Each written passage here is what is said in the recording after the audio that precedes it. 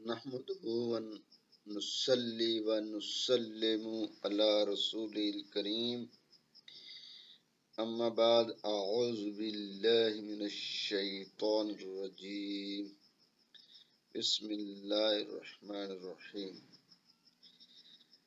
صحیح بخاری میں ابو سفیان اور ہلکل کا مکالمہ جو آیا ہے، رسول اللہ صلی اللہ علیہ وسلم کا ہرکل کو خط مبارکہ، اس کا میں انشاءاللہ ذکر کرتا ہوں۔ یہ صحیح بخاری میں جو واقعہ درج ہے اس کا مفہوم پیش کر رہا ہوں۔ واقعہ یہ ہے کہ ہرکل شاہ روم نے ان کے پاس قریش کے قافلے میں ایک آدمی بلانے کو بھیجا۔ راوی ہیں عبداللہ بن عباس سے ابو سفیان بن حرب نے یہ واقعہ بیان کیا ہے کہ ہرکل کا آدمی قریش کے قافلے میں ایک آدمی کو بلانے کے لیے آیا۔ اس وقت یہ لوگ تجارت کے لیے ملک شام گئے ہوئے تھے۔ یہ وہ زمانہ تھا جب رسول اللہ صلی اللہ علیہ وسلم نے قریش اور ابو سفیان سے ایک وقتی عہد کیا ہوا تھا۔ جب ابو سفیان اور دوسرے لوگ ہرکل کے پاس ایلیہ پہنچے، یہاں ہرکل نے دربار طلب کیا تھا۔ اس کے گرد روم کے بڑے بڑے لوگ، علماء، وزراء، امراء بیٹھے ہوئے تھے۔ ہرکل نے ان کو اور اپنے ترجمان کو بلوایا، پھر ان سے پوچھا کہ تم میں سے کون شخص مدعی نبوت کا زیادہ قریبی عزیز ہے؟ ابو سفیان کہتے ہیں کہ میں بول اٹھا کہ میں اس کا سب سے زیادہ قریبی رشتہ دار ہوں۔ یہ سن کر ہرکل نے حکم دیا کہ اس کو ابو سفیان کو میرے قریب لا کر بٹھاؤ اور اس کے ساتھیوں کو اس کے پیچھے بٹھا دو۔ پھر اپنے ترجمان سے کہا کہ ان لوگوں سے کہہ دو کہ میں ابو سفیان سے اس شخص کے یعنی محمد رسول اللہ صلی اللہ علیہ وسلم کے حالات پوچھتا ہوں۔ اگر یہ مجھ سے کسی بات میں جھوٹ بول دے تو تم اس کا جھوٹ ظاہر کر دینا۔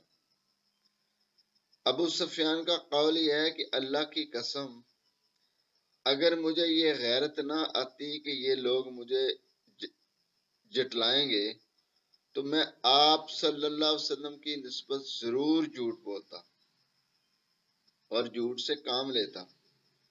خیر، پہلی بات جو ہرکل نے مجھ سے پوچھی وہ یہ تھی کہ اس شخص کا خاندان تم لوگوں میں کیسا ہے؟ تو میں نے کہا وہ تو بڑے اونچے عالی نسب والے ہیں۔ کہنے لگا اس سے پہلے بھی کسی نے تم لوگوں میں ایسی بات کہی تھی؟ تو میں نے کہا نہیں۔ کہنے لگا اچھا اس کے بڑوں میں کوئی بادشاہ ہوا ہو؟ میں نے کہا نہیں۔ پھر اس نے کہا بڑے لوگوں نے اس کی پیروی اختیار کی ہے یا کمزور لوگوں نے کی ہے؟ تو میں نے کہا نہیں، کمزوروں نے کی ہے۔ پھر کہنے لگا اس کے تابع دار روز بڑھتے جاتے ہیں یا کوئی ساتھی پھر بھی جاتا ہے؟ تو میں نے کہا نہیں۔ کہنے لگا کیا آپ اپنے اس دعوی نبوت سے پہلے کبھی کسی بھی موقع پر اس نے جھوٹ بولا ہے؟ میں نے کہا نہیں بولا، اور اب اس سے صلح کی ایک مدت مقرر ٹھہری ہوئی ہے، معلوم نہیں کہ وہ اس میں کیا کرنے والا ہے۔ ابو سفیان کہتے ہیں میں اس بات کے سوا اور کوئی جھوٹ اس گفتگو میں شامل نہ کر سکا۔ ہرکل نے کہا کیا تمہاری اس سے کبھی لڑائی ہوئی ہے؟ تو اس نے کہا ہاں۔ بولا پھر تمہاری اس جنگ کا کیا حل ہوتا ہے؟ تو میں نے کہا لڑائی ڈول کی طرح ہے، کبھی وہ ہم سے میدان جنگ جی لیتے ہیں، کبھی ہم ان سے جیت لیتے ہیں۔ ہرکل نے پوچھا وہ تمہیں کس بات کا حکم دیتا ہے؟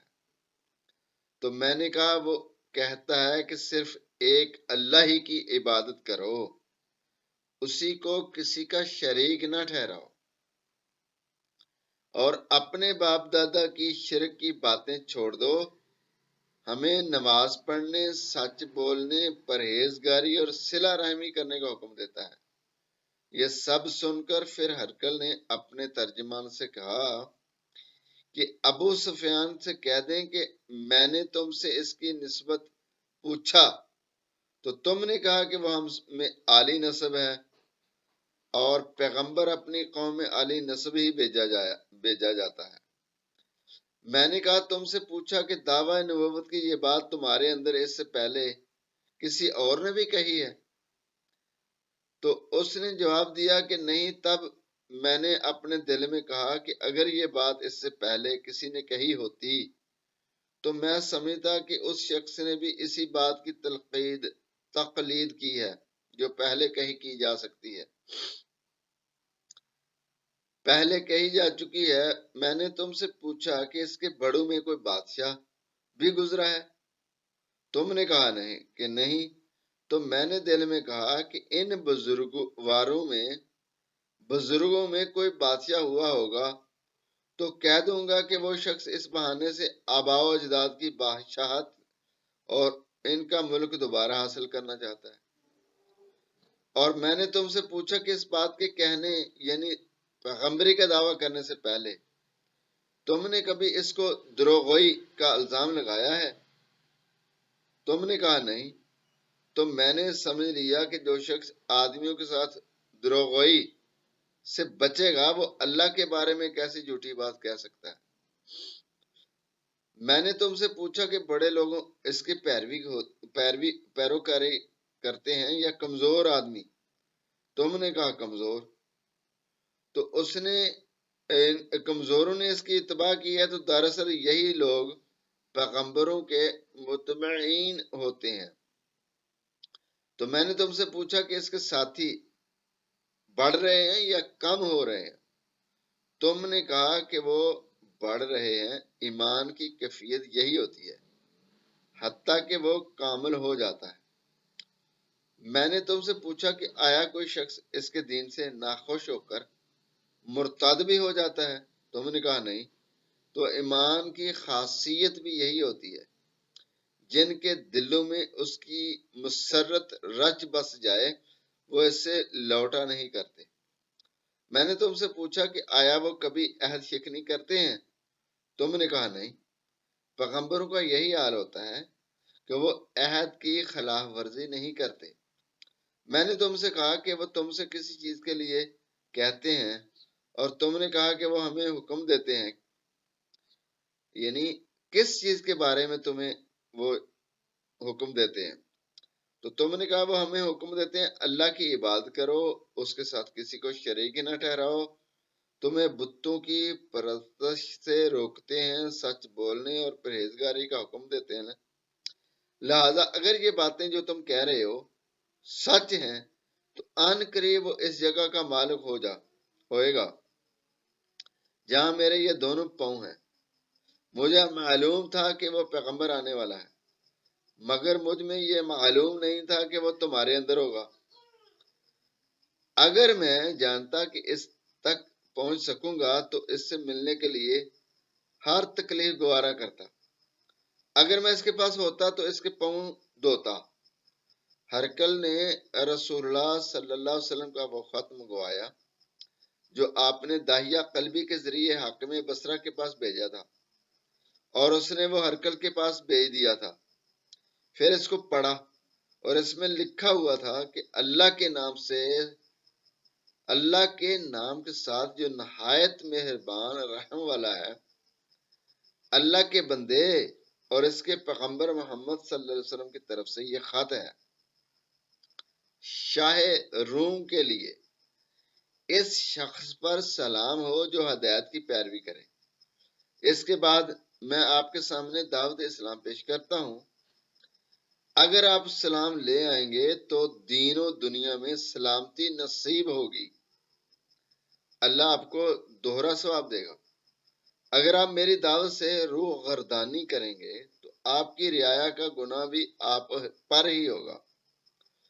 اور اے اہل کتاب، ایک ایسی بات پر آ جاؤ جو تمہارے اور ہمارے درمیان یکساں ہے، وہ یہ کہ ہم اللہ کے سوا کسی کی بات نہ کریں، کسی کو اس کا شریک نہ ٹھہرائیں، نہ ہم میں سے کوئی کسی کو اللہ کے سوا اپنا رب بنائے۔ پھر اگر وہ اہل کتاب اس بات سے منہ پھیر لیں تو مسلمانوں، تم ان سے کہہ دو کہ تم مانو یا نہ مانو، ہم تو ایک اللہ کے اطاعت گزار ہیں۔ ابو سفیان کہتے ہیں جب ہرکل نے جو کچھ کہنا تھا کہہ دیا اور خط پڑھ کر فارغ ہوا تو اس کے ارد گرد بہت شور و غوغا ہوا، بہت سی آوازیں اٹھیں اور ہمیں باہر نکال دیا گیا۔ تب میں نے اپنے ساتھیوں سے کہا کہ ابو کبشہ کے بیٹے، حضور نبی پاک صلی اللہ علیہ وسلم کا معاملہ تو بہت بڑھ گیا، دیکھو تو اس سے بنی افسر یعنی روم کا بادشاہ بھی ڈرتا ہے۔ مجھے اس وقت سے اس بات کا یقین ہو گیا ہے کہ نبی صلی اللہ علیہ وسلم ان قریب غالب ہو کر رہیں گے، حتیٰ کہ اللہ نے مجھے مسلمان کر دیا۔ راوی کا بیان ہے کہ ابن ناطور ایلیا کا حاکم ہرکل کا مصاحب اور شام کے نصارہ کا لاٹ پادری بیان کرتا تھا کہ ہرکل جب ایلیا آیا ایک دن صبح کو پریشان تھا تو اس کے درباریوں نے دریافت کیا کہ آج ہم آپ کی حالت بدلی ہوئی پا رہے ہیں، کیا وجہ ہے؟ ابن نطور کا بیان ہے کہ ہرکل نجومی تھا، علم نجوم میں وہ پوری مہارت رکھتا تھا۔ اس نے اپنے ہم نشینوں کو بتایا کہ میں نے آج رات ستاروں پر نظر ڈالی تو دیکھا کہ ختنہ کرنے والوں کا بادشاہ ہمارے ملک پر غالب آ گیا ہے، بھلا اس زمانے میں کون لوگ ختنہ کرتے ہیں؟ تو انہوں نے کہا یہود کے سوا کوئی ختنہ نہیں کرتا، سو اس کی وجہ سے پریشان نہ ہوں، سلطنت کے تمام شہروں میں یہ حکم لکھ بھیجیے کہ وہ جتنے یہودی ہوں سب قتل کر دیے جائیں۔ اب وہ لوگ انہیں باتوں میں مشغول تھے کہ ہرکل کے پاس ایک آدمی لایا گیا جسے شاہ غسان نے بھیجا تھا۔ اس نے رسول اللہ صلی اللہ علیہ وسلم کے حالات بیان کیے۔ جب ہرکل نے سارے حالات سن لیے تو کہا جا کر دیکھو وہ ختنہ کیے ہوئے ہیں یا نہیں۔ تو انہوں نے اسے دیکھا تو بتلایا کہ وہ ختنہ کیا ہوا ہے۔ ہرکل نے جب اس شخص سے عرب کے بارے میں پوچھا تو اس نے بتایا کہ وہ ختنہ کرتے ہیں۔ تب ہرکل نے کہا کہ یہی محمد صلی اللہ علیہ وسلم اس امت کے بادشاہ ہیں جو پیدا ہو چکے ہیں۔ پھر اس نے اپنے ایک دوست کو رومیہ خط لکھا اور وہ بھی علم نجوم میں ہرکل کی طرح ماہر تھا۔ پھر وہاں سے ہرکل حمص چلا گیا۔ ابھی حمص سے نکلا نہیں تھا کہ اس کے دوست کا خط اس کے جواب میں آ گیا۔ اس کی رائے بھی نبی کریم صلی اللہ علیہ وسلم کے ظہور کے بارے میں ہرکل کے موافق تھی کہ محمد صلی اللہ علیہ وسلم واقعی پیغمبر ہیں۔ اس کے بعد ہرکل نے روم کے بڑے آدمیوں کو اپنے حمص کے محل میں طلب کیا اور اس کے حکم سے محل کے دروازے بند کر لیے گئے۔ پھر وہ خاص محل سے باہر آیا اور کہا اے روم والو، کیا ہدایت اور کامیابی میں کچھ حصہ تمہارے لیے بھی ہے؟ اگر تم اپنی سلطنت کی بقا چاہتے ہو تو پھر اس نبی کی بیعت کر لو اور مسلمان ہو جاؤ۔ یہ سننا تھا کہ وہ پھر لوگ وحشی گدھوں کی طرح دروازوں کی طرف دوڑے مگر انہیں بند پایا۔ آخر جب ہرکل نے اس بات سے ان کی یہ نفرت دیکھی اور ان کے ایمان لانے سے مایوس ہو گیا تو کہنے لگا ان لوگوں کو میرے پاس لاؤ۔ جب وہ دوبارہ آئے تو اس نے کہا میں نے جو بات کہی تھی اس سے تمہاری دینی پختگی کی آزمائش مقصود تھی۔ سو جو وہ میں نے دیکھ لیا، تب یہ بات سن کر وہ سب کے سب اس کے سامنے سجدے میں گر پڑے اور اس سے خوش ہو گئے۔ بالآخر ہرکر کی آخری حالت یہ ہی رہی۔ ابو عبداللہ کہتے ہیں کہ اس حدیث کو صالح بن کیسان، یونس اور معمر نے بھی زہری سے روایت کیا ہے۔ یہ وہ واقعہ تھا جو بخاری شریف میں ہے۔ اس واقعہ سے حضور نبی پاک صلی اللہ علیہ وسلم کا وہ ابتدائی دور، جس میں ابھی لوگ معلومات لے رہے تھے اور جن کے مقدر میں اللہ نے اسلام کی دولت ان کو عطا کرنی تھی، وہ اسلام پر آئے اور نبی پاک صلی اللہ علیہ وسلم کے بیعت کی اور مسلمان ہو کر دنیا اور آخرت کی کامیابی حاصل کی۔